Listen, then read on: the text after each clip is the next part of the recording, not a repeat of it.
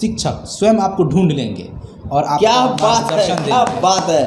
ये रहा संगम। अच्छा, एक हमारे साथ और भी व्यक्ति दिखाई दे रहे हैं, ये संगम के साथ रहते हैं। मैं इनसे जानना चाहूँगा कि एक बात है जो संगम से पूछेंगे तो हो सकता है संगम बताएं ना बताएं। आप बताइए, क्या नाम है आपका? जरा सही से आ जाइए और पास में आ जाइए। क्या नाम है आपका?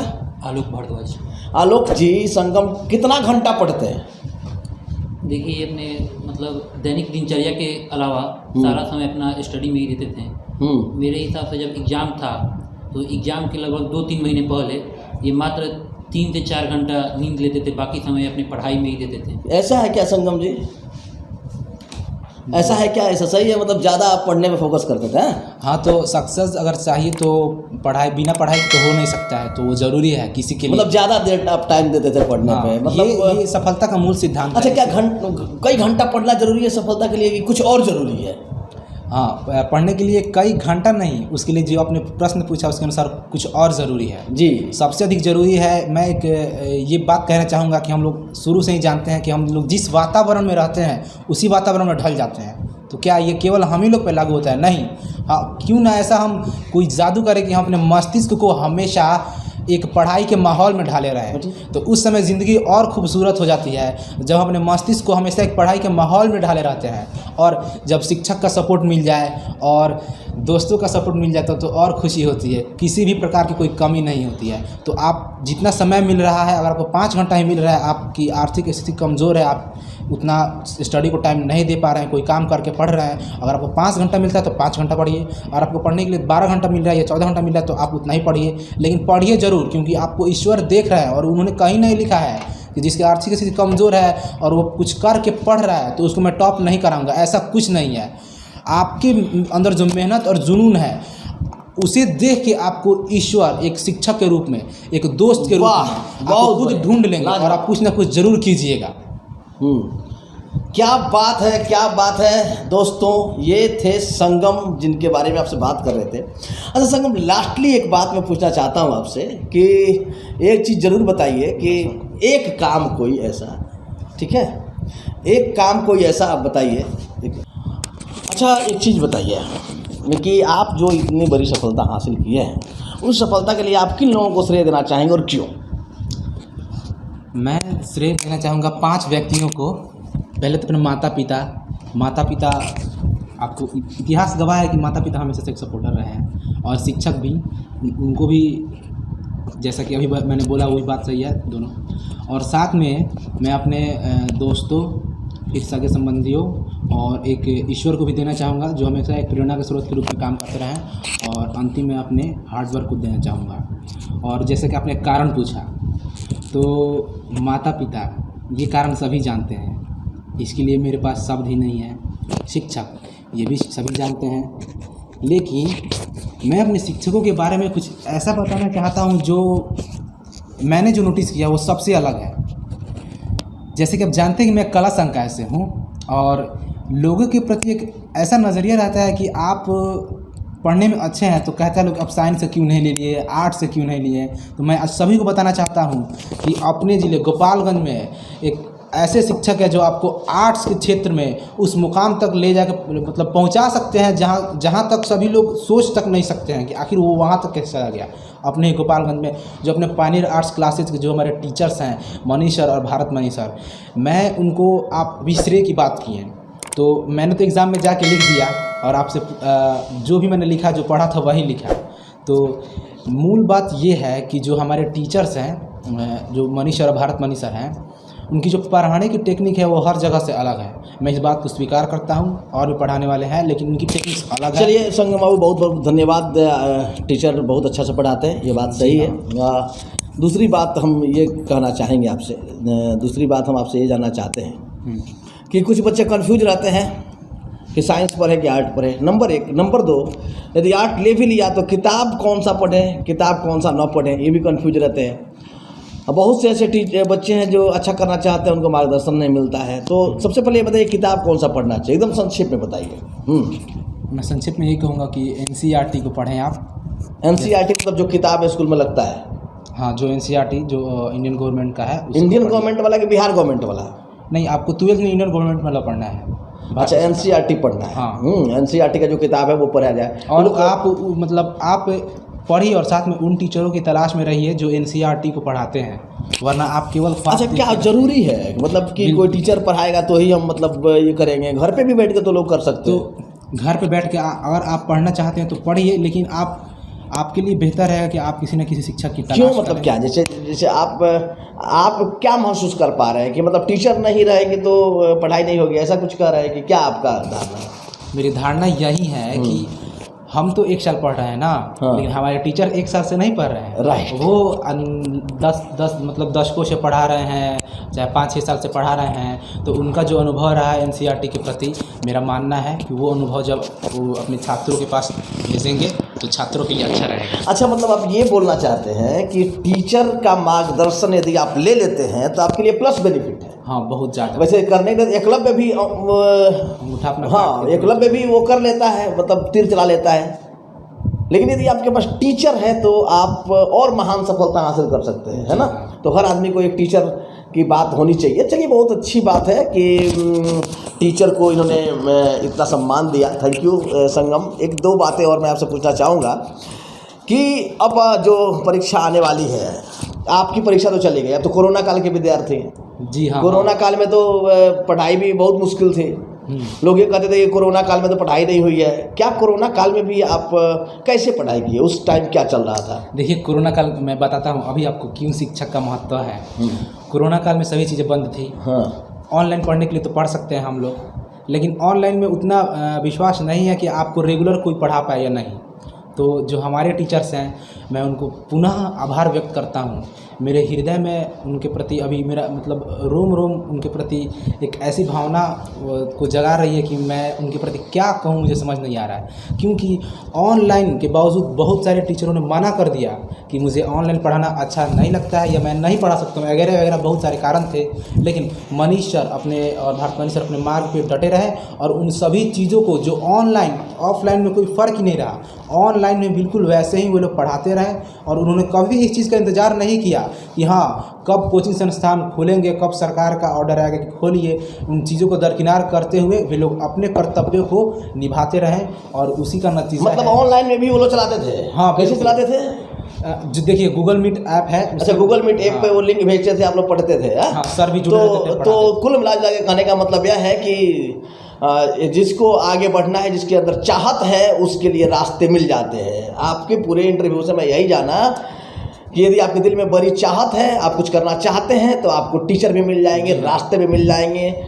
तो खुद ही को कर बुलंद इतना कि हर तकदीर से पहले खुदा बंदे से ये पूछे बता तेरी रजा क्या है। तो जरूरी इस बात का है कि आप घबराएं नहीं, जरूरी यह है कि आप खूब मन लगा के पढ़ें, और जरूरी यह भी है कि आप अपने साथ एक मेंटर जरूर रखें, क्योंकि एक मेंटर ही होता है जो हिमालय पे भी आपको चढ़ा सकता है। तो आपका क्या ख्याल है इसके बारे में? जी बिल्कुल सही बात। तो जोर से बोलिएगा, दर्शकों को सुनाई देना चाहिए। अगर शिक्षक चाहे तो आपको पहाड़ की चोटी तक पहुंचा सकता है। शिक्षक का साथ छात्र जीवन में बहुत ही महत्वपूर्ण है, क्योंकि पढ़ तो सभी लोग सकते हैं। आप कितना नंबर पाए? मेरा 435 नंबर था। अरे क्या बात है यार, 435 नंबर आप पाए? जी सर। मतलब 435 नंबर भी एक रिकॉर्डेड नंबर होता है। अच्छा, आपका सबसे ज़्यादा किस विषय में है? मेरा सबसे ज़्यादा हिस्ट्री में है। हिस्ट्री में है जी। हिस्ट्री में ही इनका सबसे ज़्यादा नंबर है। हिंदी में कितना है? हिंदी मेरा 85 है। तो हिंदी तो मतलब 85 नंबर हिंदी में। जी। हिस्ट्री में कितना है? 92 नंबर है। चलिए, इनके लिए भी बहुत बहुत धन्यवाद, थैंक यू। तो आप मिल रहे थे संगम जी से। मैं बहुत जल्दी उन लोगों को भी खोजूंगा जिन लोगों ने संगम को संगम बनाया है।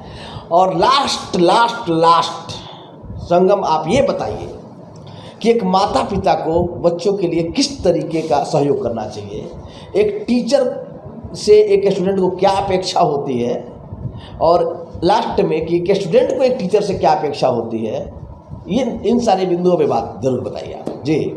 मैं माता पिता तो खैर छात्रों की अपने मतलब बच्चों की सपोर्ट तो करते ही हैं, लेकिन जैसा आप सर पूछे हैं, मैं यही कहना चाहूँगा कि माता पिता अपने बच्चों को एक स्वतंत्र वातावरण प्रदान करें।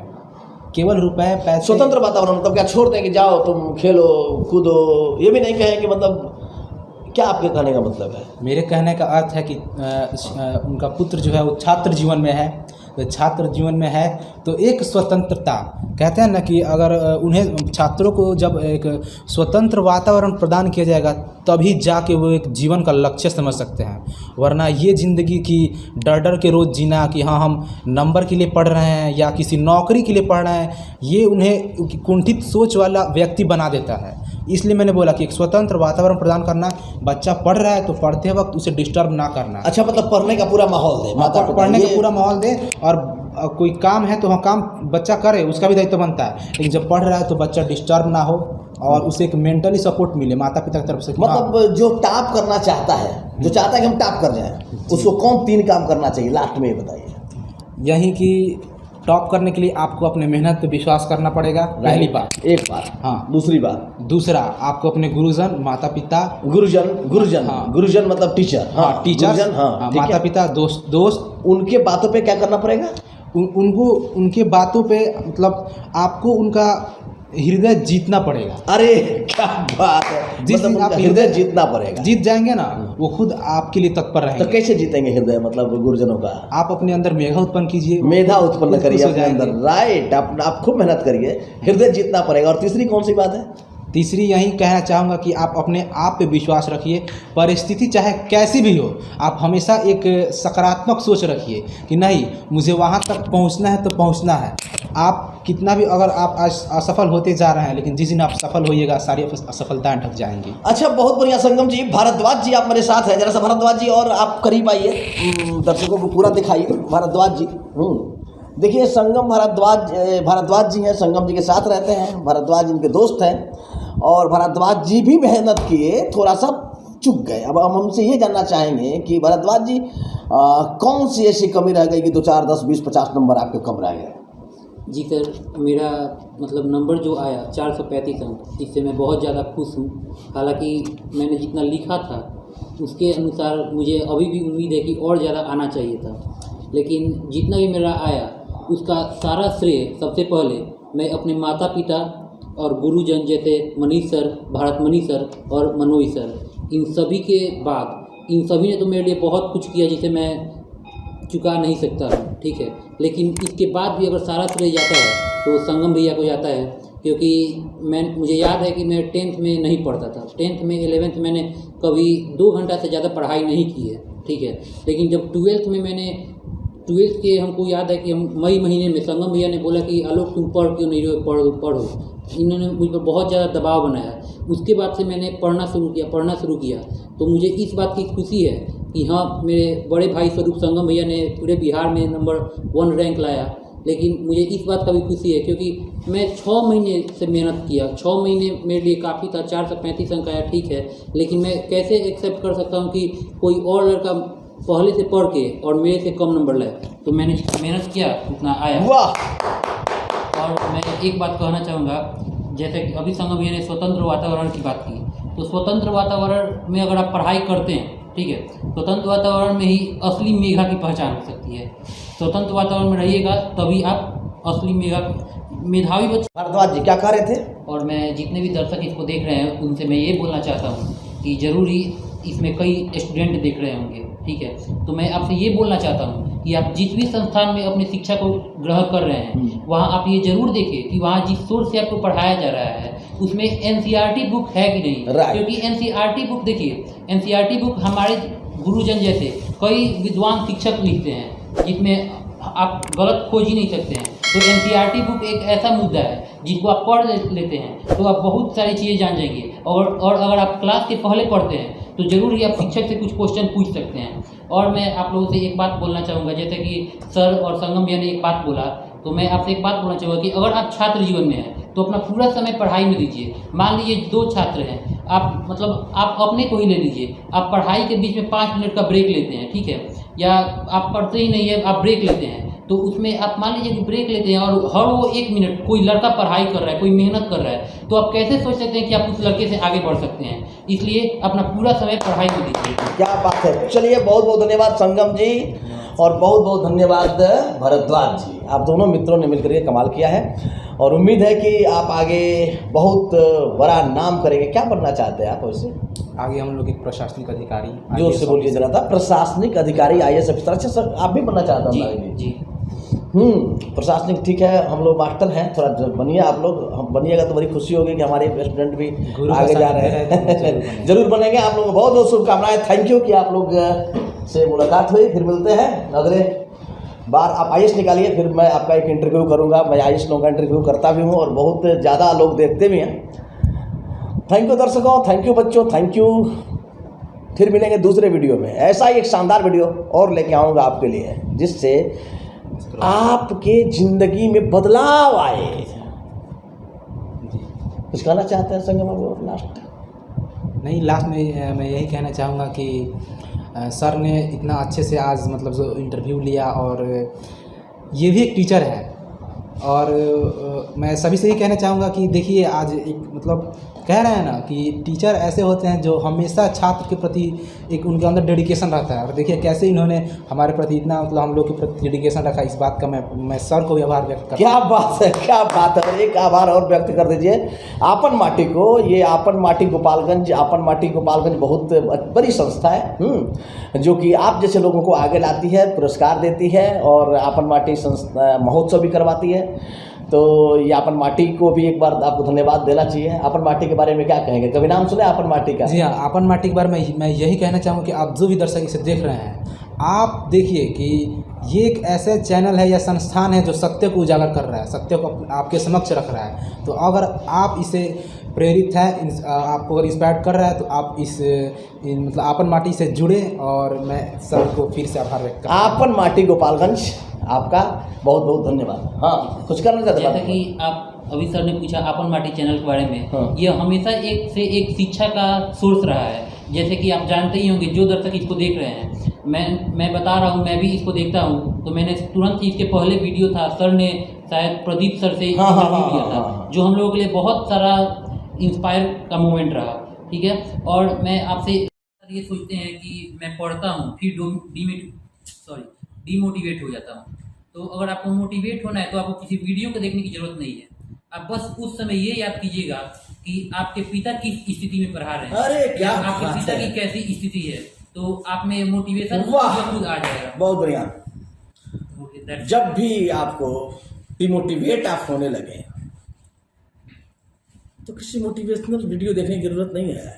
बस एक बार याद करिए कि आपके पिता किस स्थिति में आपको पढ़ा रहे हैं, किस परिस्थिति में आपको पढ़ा रहे हैं, और ये मोटिवेशन का बहुत बड़ा आधार होगा। तो संगम जी को, भरद्वाज जी को बहुत बहुत धन्यवाद। फिर मिलेंगे दोस्तों, आपको बहुत बहुत धन्यवाद। और एक बार गुड बाय आपन पार्टी, फिर लौट के आते हैं। Thank you.